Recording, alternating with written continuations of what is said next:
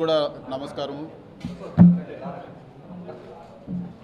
Election results వచ్చిన గత నెల రోజులుగా పుంగనూరు నియోజకవర్గంలో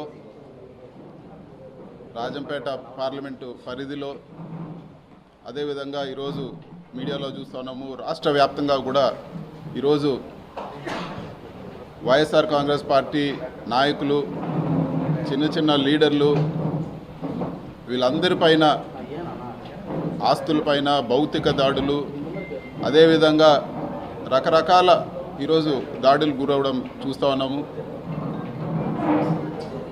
ఇది చాలా దారుణమైన పరిస్థితి. మరీ ముఖ్యంగా పుంగనూరు నియోజకవర్గంలో ఎప్పుడూ లేని కొత్త సంస్కృతికి ఈరోజు తెరలేపుతా ఉన్నారు. జేసీబీలు, ఎక్స్క్వేటర్లు తీసుకొచ్చి పేదోళ్ళు వాళ్ళు కష్టపడి వాళ్ళ జీవితాంతం సంపాదించి చిన్న చిన్న ఇల్లులు, చిన్న సింగిల్ బెడ్రూమ్ ఇల్లు, చిన్న ఇల్లులు కూడా అవన్నీ కూడా జేసీబీలతో కూల్చేయడము, వాళ్ళ ఆస్తులన్నీ కూడా ధ్వంసం చేయడము, ఎక్కడో ఫ్యాక్షన్ నియోజకవర్గాల్లో చేసినట్లు చెట్లు, మామిడి చెట్లు అన్నీ కూడా వందలాది మామిడి చెట్లు కాపుకొచ్చిన మామిడి చెట్లన్నీ కూడా నరికేయడము ఈరోజు పుంగనూరు నియోజకవర్గంలో కానీ కోడూరు నియోజకవర్గంలో కానీ ఇవన్నీ కూడా ఒక మంచి సంస్కృతి కాదని చెప్పి కూడా నేను తెలియజేస్తా ఉన్నాను. రాజకీయంగా అంటే ఏదైనా రాజకీయాలు ఎలక్షన్లప్పుడు రాజకీయంగా కొట్లాడలే కానీ చిన్న చిన్న వాళ్ళపైన వచ్చి వాళ్ళ ఆస్తులపైన, ఈరోజు వాళ్ళ కుటుంబ సభ్యులపైన, వాళ్ళ వెహికల్స్ కానీ, లేకపోతే ఇంకా కూడా దారుణమైన విషయం ఏమంటే పుంగనూరు నియోజకవర్గంలో పేదవాళ్ళు ఆవులు మేపుకొని బతికే వాళ్ళు ఆవులు దొంగతనం చేసి తీసుకెళ్ళిపోవడము, కళ్యాణ మండపాలు కూల్చడము, ఈరోజు దారులు ఇవ్వకుండా అడ్డగించడం, ఇన్ని కూడా ఘోరంగా జరుగుతూ ఉన్నాయి. వీటన్నిటిని కూడా ఈరోజు పరామర్శించడానికి పోదామంటే కూడా ఈరోజు పోలీసులపైన ఒత్తిడి తీసుకొచ్చి హౌస్ అరెస్టు చేయడం జరిగింది. ఒక ఎంపీగా నా నియోజకవర్గంలో తిరగడానికి కూడా ఈరోజు నా నియోజకవర్గ ప్రజల్ని కలవడానికి కూడా ఈరోజు రెస్ట్రిక్షన్స్ పెట్టి తిరగనీయకుండా, ఇది వరకు షెడ్యూల్ పెట్టుకుంటే పోలీసు వారు ఇంకొన్ని రోజులు పోనీయండి సార్, ఎలక్షన్ అయింది ఇప్పుడే కొన్ని రోజులు పోనీయండి అని, మరి ఈరోజు కూడా హౌస్ అరెస్ట్ చేసి ఆపాల్సిన అవసరం ఏముందని చెప్పి కూడా నేను అడుగుతా ఉన్నాను. ఖచ్చితంగా ఇవన్నీ కూడా స్పీకర్ దృష్టికి కూడా తీసుకుపోతాము. ఇవన్నీ కూడా నా కాన్స్టిట్యూషనల్ రైట్. ఒక ఎంపీగా నేను ప్రతి గడప, ప్రతి కార్యకర్త, నా దగ్గరకు వచ్చే ప్రతి ఒక్కరిని కూడా కలిసే అధికారం ఉంది. ఈ విధంగా చేయడం సరైన పద్ధతి కాదని చెప్పి కూడా నేను తెలియజేస్తా ఉన్నాను. అంతేకాకుండా ఈరోజు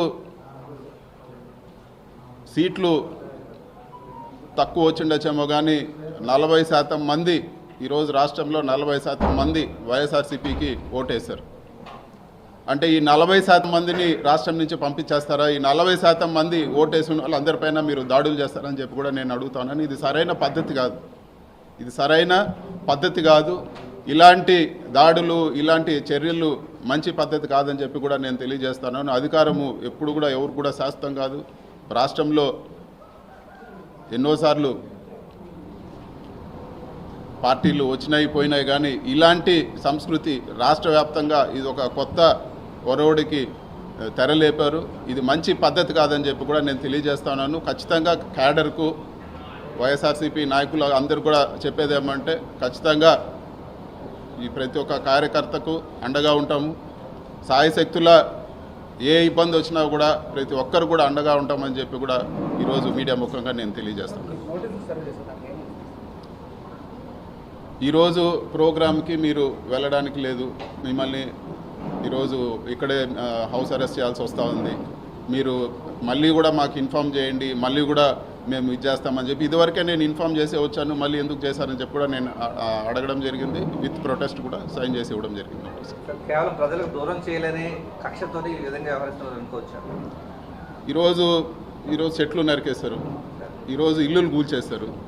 సో ఒక ప్రజాప్రతినిధిగా నేను అక్కడ పోయి ఆ ఇల్లులు కూల్చింది కానీ ఆ చెట్లు నరికించింది వాళ్ళు పరామర్శిస్తే రాష్ట్ర వ్యాప్తంగా ఈరోజు అందరూ కూడా తెలిసే పరిస్థితి ఉంది. ఇవన్నీ కప్పిపుచ్చడానికే ఈరోజు మమ్మల్ని నియోజకవర్గంలో తిరగనీయకుండా చేస్తూ ఉన్నారు.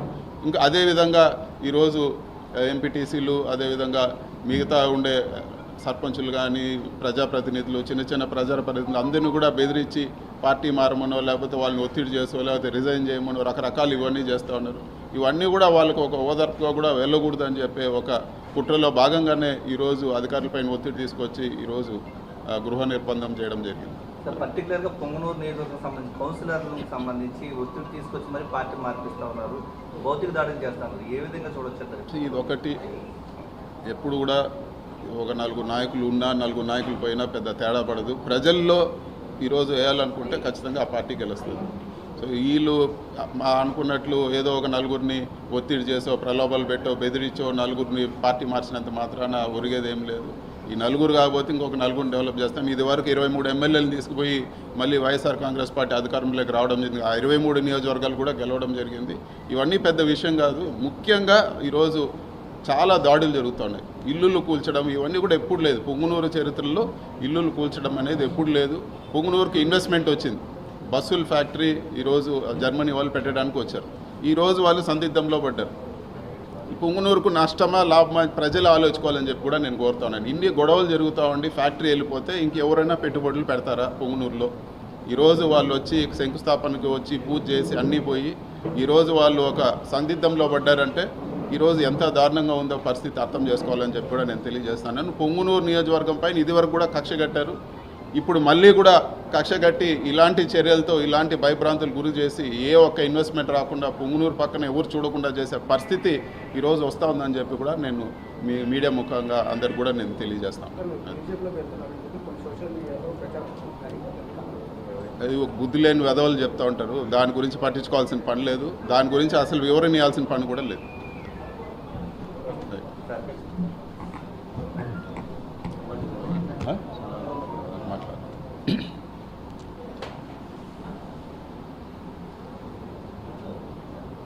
ఈ పొంగునూరు నియోజకవర్గంలోనే కాదు, ఈరోజు చిత్తూరు జిల్లాలో ఇంకొక విషయం కూడా చేయాల్సి ఈ పదవులు కావాలంటే ఎంతసేపు పెద్దిరెడ్డి ఇట్లా అని మాట్లాడి ఏదో షో కొట్టే వాళ్ళకే ఈరోజు తెలుగుదేశంలో పదవులు వచ్చే పరిస్థితి అన్నీ కూడా చూస్తూ ఉన్నాము.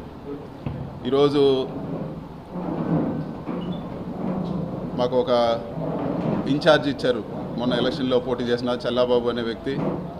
ఆయన 89 నుంచి చూస్తూ ఉన్నాం. 89 నుంచి అధికారంలో చాలాసార్లు మేము అధికారంలో ఉన్నాము, వాళ్ళ పార్టీ అధికారంలో ఉన్నింది.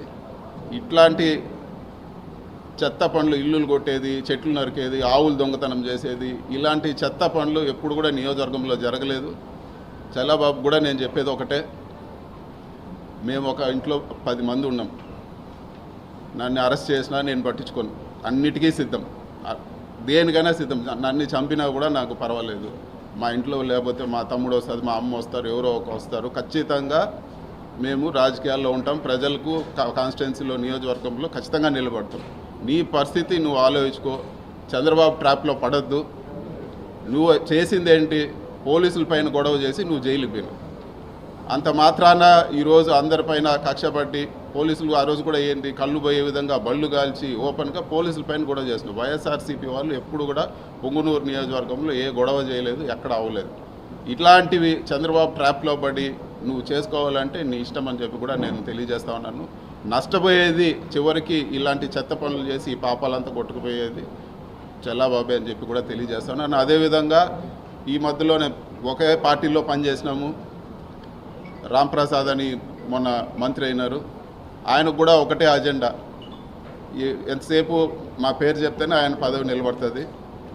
ఆయన కూడా నేను చెప్పేది ఒకటే, కొత్తగా మీరేమి అమెరికా నుంచో లండన్ నుంచో వచ్చిందేం కాదు. అందరూ కూడా ఇక్కడ చూస్తూనే ఉన్నాము. నిన్ను కూడా అందరూ కూడా చల్లాబాబు కానీ లేకపోతే రాంప్రసాద్ కానీ చిన్నప్పుడు చెడ్డీలు వేసుకున్నప్పటి నుంచి అందరూ తెలుసు. ఇవేవి ఈ రాజకీయాల్లో ఏమీ శాశ్వతం కాదు. చంద్రబాబు ట్రాప్లో పడి మీరు అన్యాయం అయిపోద్దని చెప్పి నేను తెలియజేస్తానని చెప్పి కూడా ఇది చేస్తాను. Thank you.